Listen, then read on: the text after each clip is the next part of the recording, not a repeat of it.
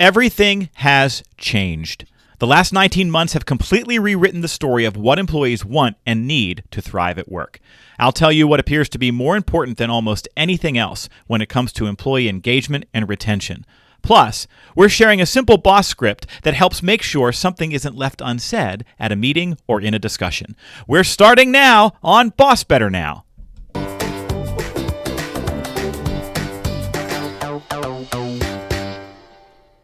You're listening to BossBetter Now. Please welcome speaker, author, and a man who will always choose waffles over pancakes, Joe Mull. What's a boss hero? It's someone who strives daily to create the conditions for people to thrive at work. It's someone who puts their people at the center of everything they do. It's someone who never stops learning how to be a better boss. If that's you, then you're a boss hero, and welcome to the show that's made for you. Every week we try to provide advice, humor, and encouragement for boss heroes. Please welcome my co-host, professional coach extraordinaire, Alyssa Mullet. It's a thing now. It's the third episode in a row I dropped the triangle on there. It's a thing. I'll take it. It's growing on me, I guess. I don't know. Your choice of waffles over pancakes disturbs me greatly. That's a source of conflict for you. Interesting. Tell me more.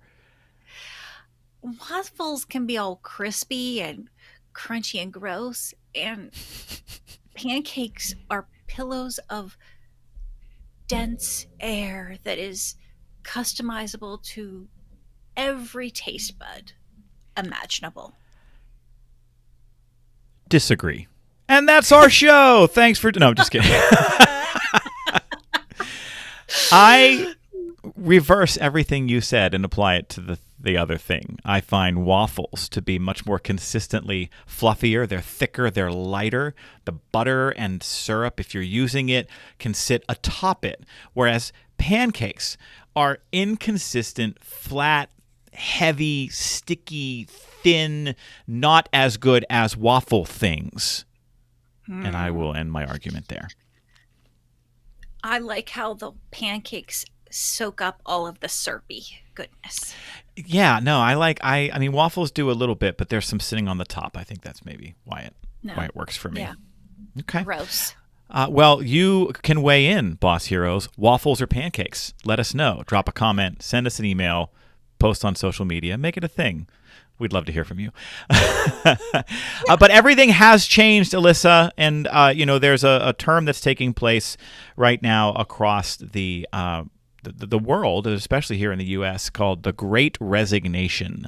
We have seen a number of folks who are leaving jobs, who are taking time away from jobs. We're seeing a lot of places that are struggling to hire and fill roles. And it's something that we haven't talked a lot about on the show yet. A little bit. In a previous episode, we talked about a lot of those vacancies and whatnot. But there has been a complete shift in what employers, what workplaces need to provide in order to attract and retain talent. And so I wanted to talk about that a little bit today because we know that employee engagement, the emotional and psychological commitment that people have to their work, is driven by a multitude of factors. We could spend days talking about those factors. But in short, it has everything to do with people feeling valued, people having their work aligned with their talents, people working with leaders who take a coaching approach, our pay and benefits being fair and equitable. There are a number of things that kind of mix into the pie together to give us committed employees. Mm-hmm. But there's a new factor that has risen to the top of the list that it's always been important, but this collective reorganization of our priorities and values that has taken place since the pandemic has rocketed it to the top of the list, and that is flexibility. We know that people are looking for more flexibility in their job roles than ever before. It's become more important than pay.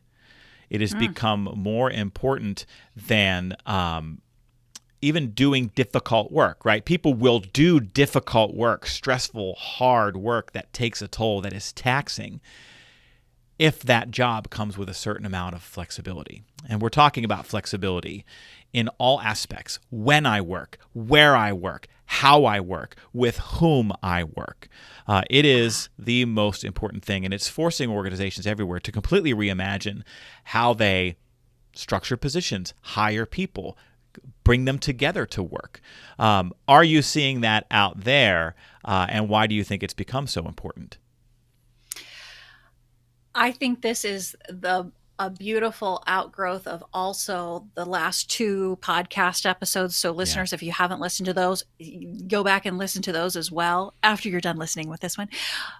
But it is the exact space in which we as leaders need to, number one, as per prior episode, question our structures of authority that we have come to know and love and be comfortable with, right? Because number one, people asking those questions about flexibility means that we as leaders need to ask ourselves, could we, should we? And the answer generally nowadays needs to be yes. Yes, indeed. I should and I could and I will make that flexibility for you, make that accommodation, because you're putting the person above the position and the widget or the output, right? And that is how you build commitment, as you spoke about. The other thing that I think that it really does is that it starts to, again, work towards the balance that we spoke about previously that has eluded us as employees. So thinking about yourself as an employee, dear leader, what flexibilities do I need to role model so that I can be an example of balance and what's possible within this organization? If you think about what happened in the earliest stages of the pandemic, this is where I think a lot of employees got their first taste of what flexibility could really look like. And the result was that employee engagement actually went up in the United States. And if you think about that, it's absurd, right? Really, the most stressful, disruptive time in our adult professional lives resulted in us having an increase in our emotional and psychological commitment to our work. But it's true. And if you think about what was happening, it actually makes sense. In March and April of 2020, think about what you listeners were doing as bosses. You were oversharing information, right? You had to constantly communicate with your teams. You were connecting with your folks and trying to figure out how to accommodate their needs based on their unique circumstances at home. Did you have kids at home that needed to be homeschooled? Did you have a partner or spouse who got laid off or who is a frontline healthcare worker and now you need to be home with the kids? Are they an essential worker that are in grocery stores? Or, there were so many conversations taking place one-on-one between managers and their direct reports about what do you need? What accommodations do we need to create for you in terms of schedule, in terms of workplace, in terms of work product, to meet you where you are, where your circumstances have you. Yeah. And that was one of the core reasons why engagement went up. And then what you saw happen, though, once our new challenges turned into the new normal, and spring turned to summer and ultimately summer turned to fall in 2020, is leaders stopped doing those things. They stopped making accommodations. They said, well, this is the way things are now and this is how it's going to be. And actually we saw employee engagement come back down a little bit in the data. And now fast forward, we're halfway through, a little bit more than halfway through 2021. And what you're seeing in the news right now, again and again and again, are companies mandating a return to the way things were and employees saying no. Yeah. I know of 3 large organizations. I'm not going to name drop them. I'm not here to poke a stick at their CEO, whose CEOs announced we will be an in-person workplace and was forcing employees back into offices when remote worked just as well. There was no dip in productivity, no dip in customer experience. and whose mandates resulted in mass quitting across their organization. I know of 3 companies where the CEOs actually had to come back and say, never mind, we should have listened to you. We will make these accommodations in an effort to stem the tide of mass exodus that was happening in their company, because those folks can go get new jobs where flexibility is possible. And so this is not a question of if. It's not a question of if your organization should prioritize flexibility. The only question is, when will you? Because if you don't, you will not keep talent. You will not fill positions, right? You will be Blockbuster Video, who said, no, we do VHS tapes. This is how it is, right? If you remember Netflix, when they started, they mailed you a DVD. And then they looked into the future and saw the technology changing and said, well, we're going to adapt in order to be viable. And look where they are now, right? Yeah. There's no Blockbusters left. I think maybe there's that one it was like Wisconsin or something. I saw a documentary. I think it went out. I think it went out over the pandemic. I think the pandemic actually.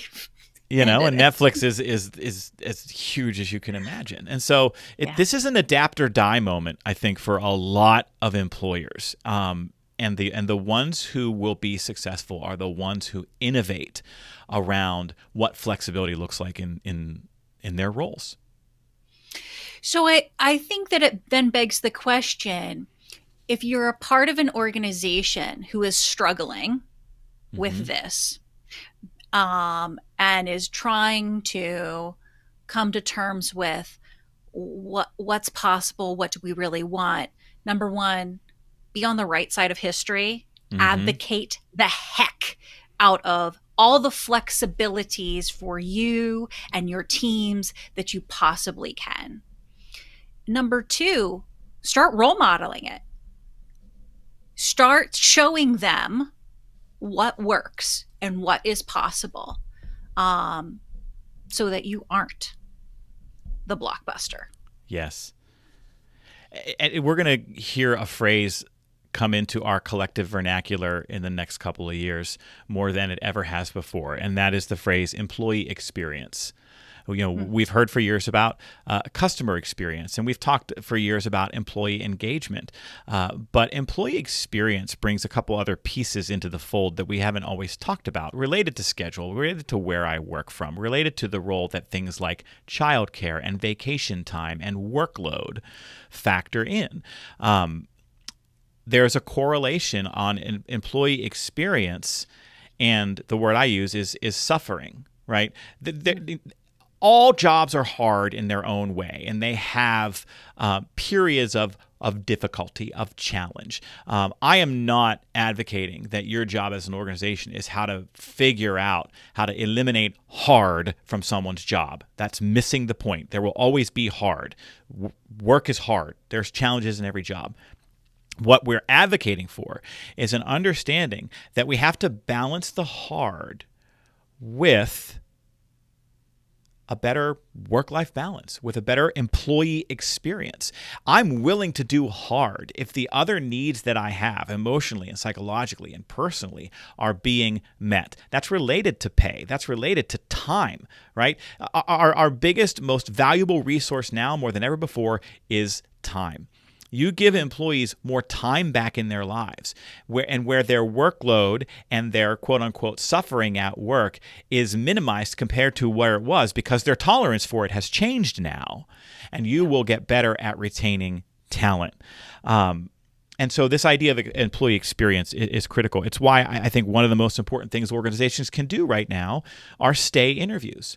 Your rock star, superstar employees who are still there, still showing up. We need to be having some really honest and exploratory conversations with them about what they need to be at their best.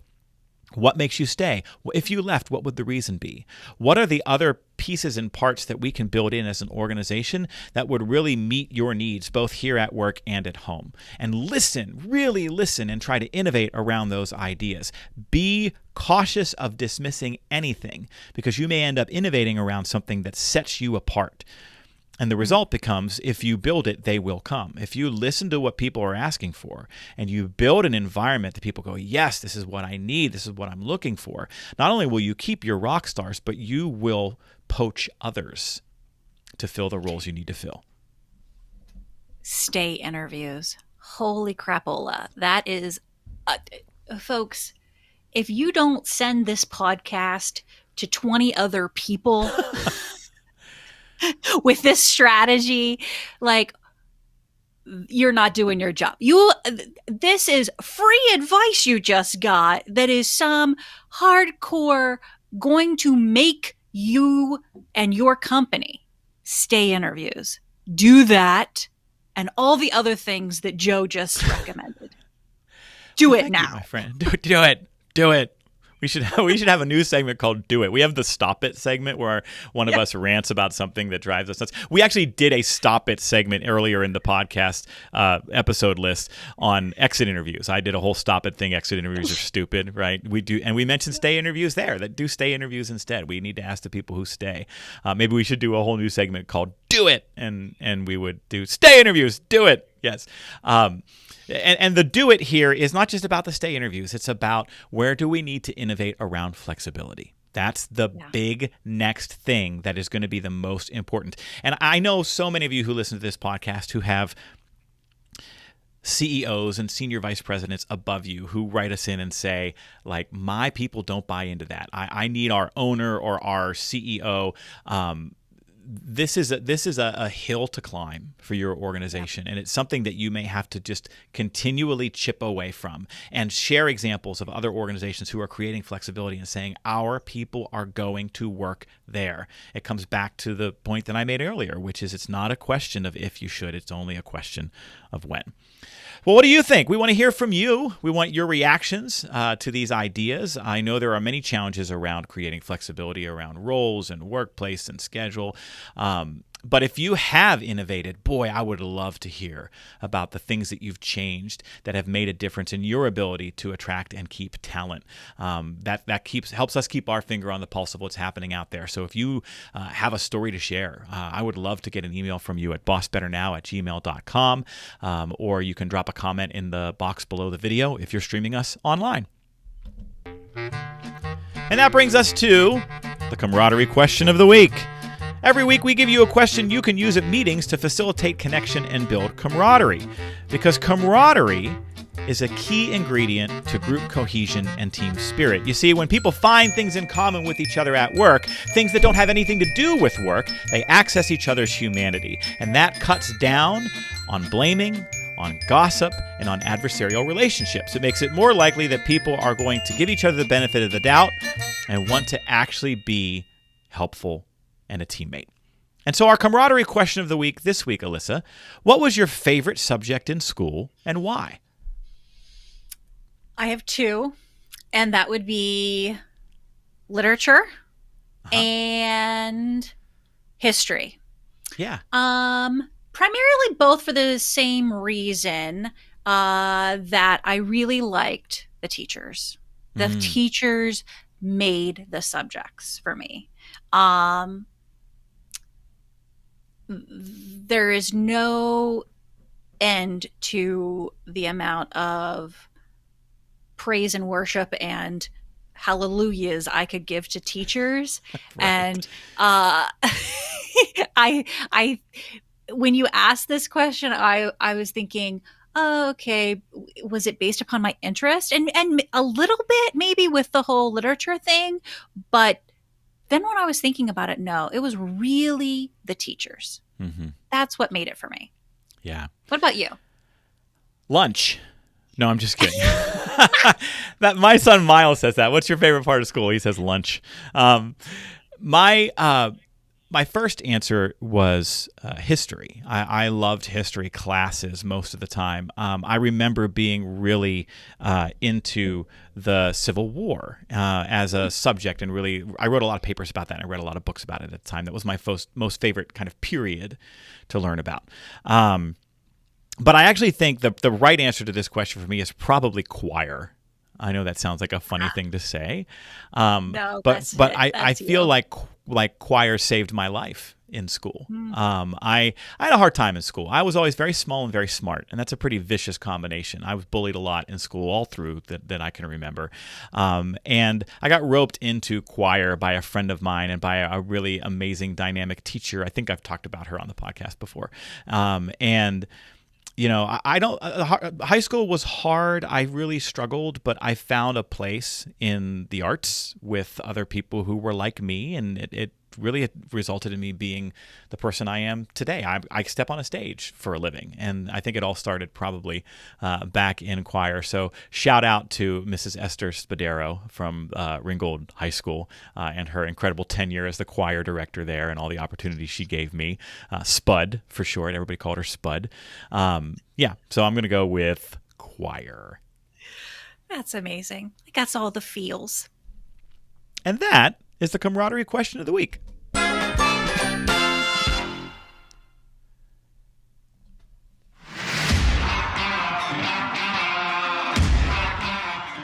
Hey, you can get all of my videos delivered straight to your email inbox in our BossBetter email newsletter.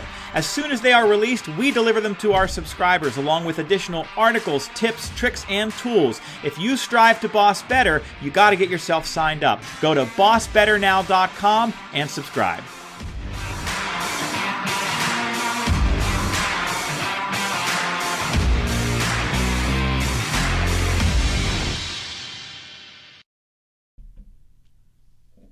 All right, Alyssa, we are back with a boss script.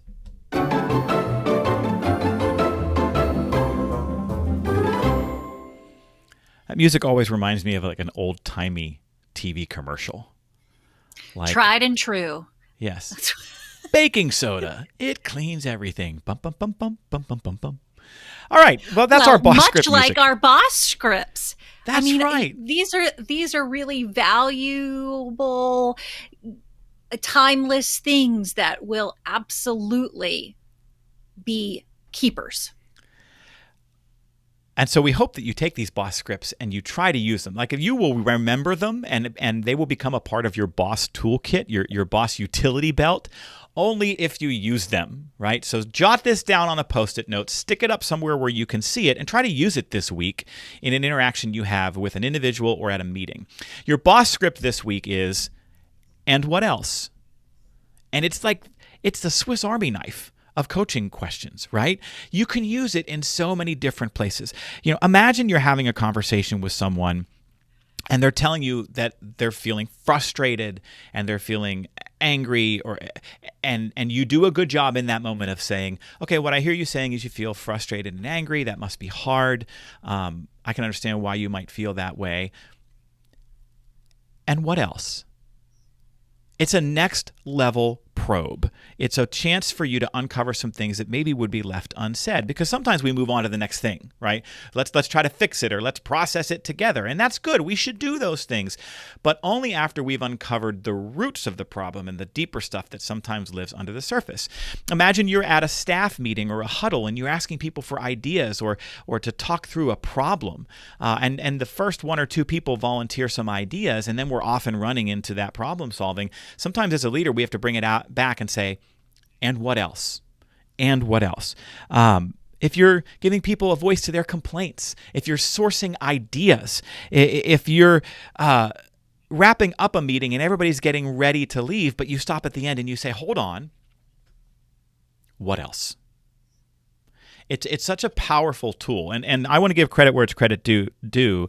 This is one of the key questions that Michael Bungay Stainer writes about in his book, The Coaching Habit. And so it is a powerful tool in his toolkit.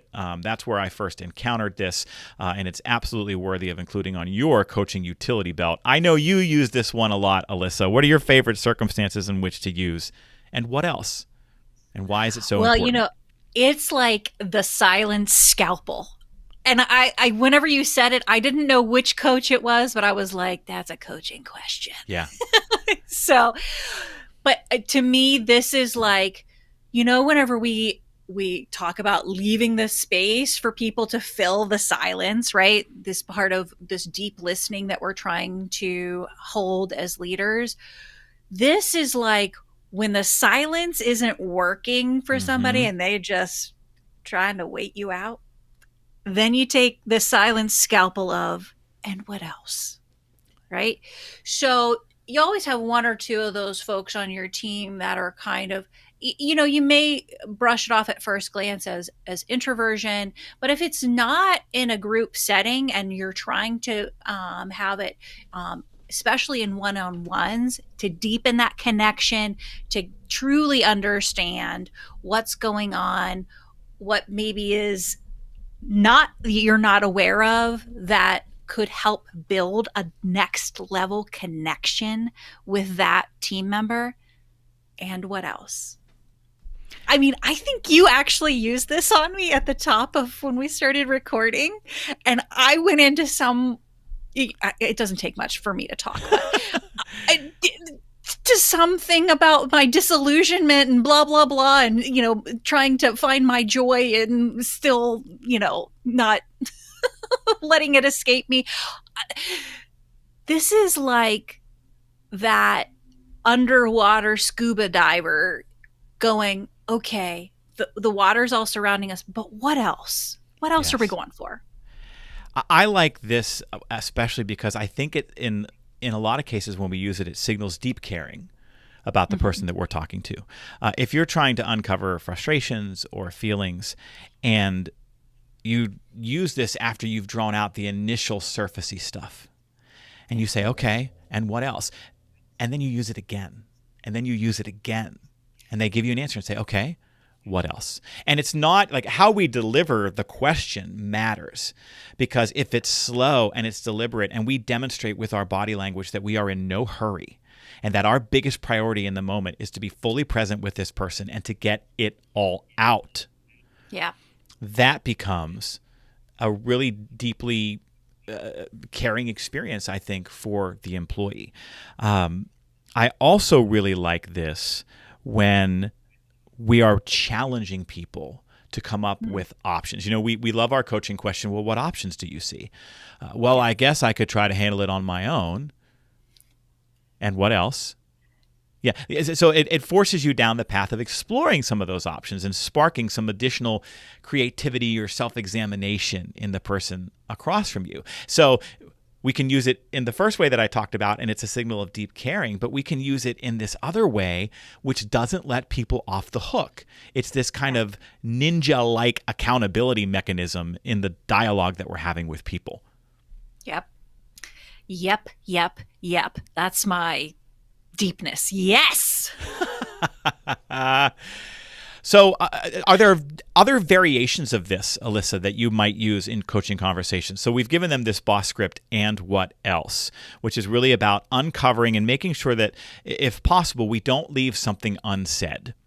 Are there other turns of phrase or questions that you like in your coaching interactions that do something similar?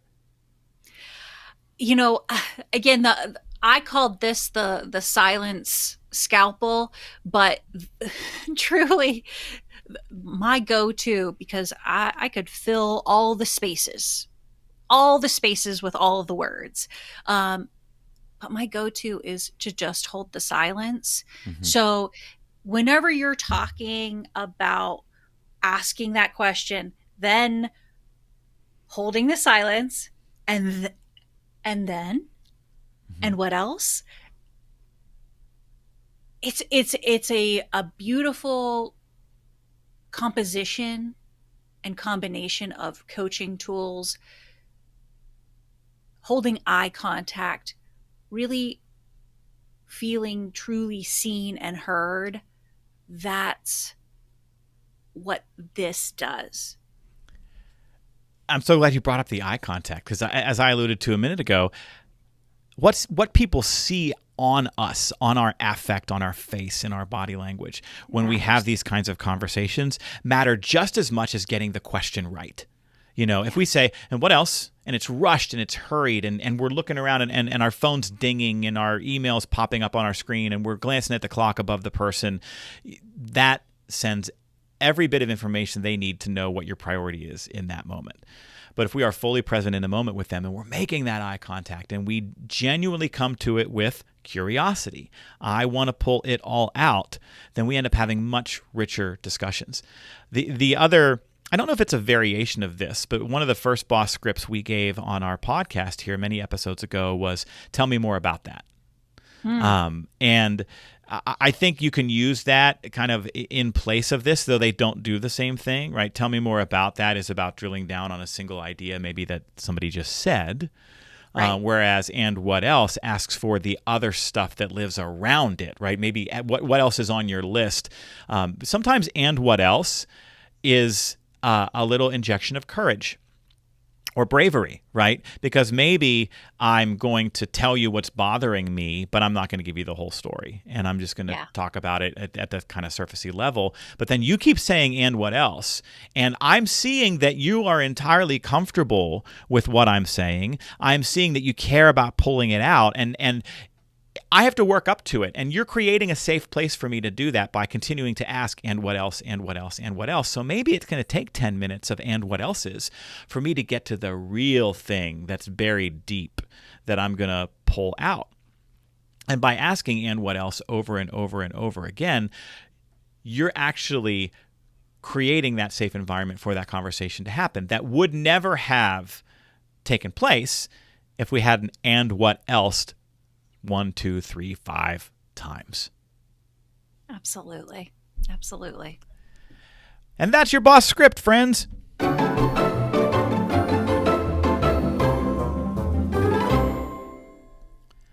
All right, folks, before we wrap up today, a small request. This is your show, so we want to hear from you. What topics, discussions, or ideas do you want to see us tackle? What burning questions do you want to toss our way? What are you struggling with as a boss at work or on your team? Email your thoughts or questions to bossbetternow@gmail.com. Your suggestions, your questions, they help shape our show. And I'm willing to bet would not only help you, but help many others facing similar challenges. We can't wait to hear from you. Until next time, be well and boss better.